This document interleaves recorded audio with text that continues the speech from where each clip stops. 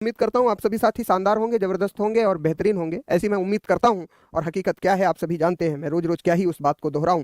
मेहनत अगर अच्छे से कर रहे होगे तो सब कुछ बिल्कुल शानदार जबरदस्त जिंदाबाद होगा, और अगर मेहनत नहीं कर रहे होगे तो कहीं ना कहीं तुम किसी से भी छुपा लो, अपने आप से नहीं छुपा सकते। तुम्हारे अंदर एक ना एक डर बैठा होगा कि पता नहीं यार पेपर निकलेगा कि नहीं निकलेगा।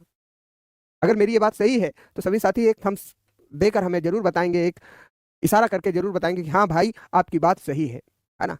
भाई देखो, हम दुनिया से झूठ बोल सकते हैं लेकिन अपने आप से कभी भी झूठ नहीं बोल सकते ना। अगर हम किसी चीज को लेकर, किसी परीक्षा को लेकर अगर हमें डर लग रहा है तो मेरे भाई हम सबसे तो कहेंगे हाँ पेपर इजी है, इजी है, लेकिन अंदर ही अंदर वो डर हमें खोखला कर रहा है ना। बात समझ में आई? साथी कल लिख रहे थे कमेंट बॉक्स में और उन्होंने टेलीग्राम पे भी काफी मैसेज किए, sir you are my emotions.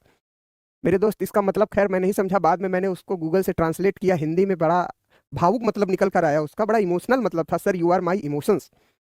मेरे दोस्त धन्यवाद आपका कि आप ये बात जरूर कहते हो कि sir you are my emotions, है ना। अच्छा लगा सुनकर, लेकिन दोस्त रियलिटी ये है नहीं और ना इसको रियलिटी बनने दो, है ना। ये सच्चाई नहीं है और ना इसको सच्चाई बनने दो। पूछो क्यों?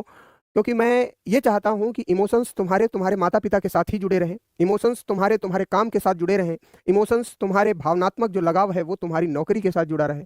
बस ये मैं चाहता हूं, तुम्हारी पढ़ाई के साथ जुड़ा रहे। मुझसे आप इमोशनली अटैच हो ना हो इस बात का कोई मायने नहीं रखता, क्योंकि अगर आप मुझे इमोशंस मान लोगे तो उससे आपका भला होगा इस बात की गारंटी नहीं है। लेकिन आप अगर इस कंटेंट को, इस क्लास को, अपने माता पिता की परिस्थितियों को इमोशंस मानकर काम करोगे तो निश्चित तौर पर एक दिन सफलता को प्राप्त करोगे मेरे भाई, है ना।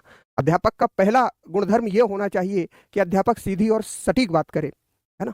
सीधी और सटीक बात करे। ऐसा नहीं है कि हम तुम्हें अपने फेवर में करने के लिए तुमसे कह दें कि नहीं भाई जो चीज़ गलत है हम उसका भी समर्थन कर दें, ये मुझसे कतई नहीं हो सकता। मैं चाहे 1,000 की भीड़ पढ़ा रहा हूँ, चाहे 1 लाख की भीड़ पढ़ा रहा हूँ, चाहे मैं एक बच्चे को पढ़ा रहा हूँ, मैं कभी भी अपनी तरफ से तो ऐसा नहीं करूंगा, क्योंकि ये कलम जब तक मेरे हाथ में है, इस कलम ने मुझे बहुत कुछ दिया है, बहुत नाम दिया है, बहुत शोहरत दी है, बहुत मान सम्मान दिलाया है।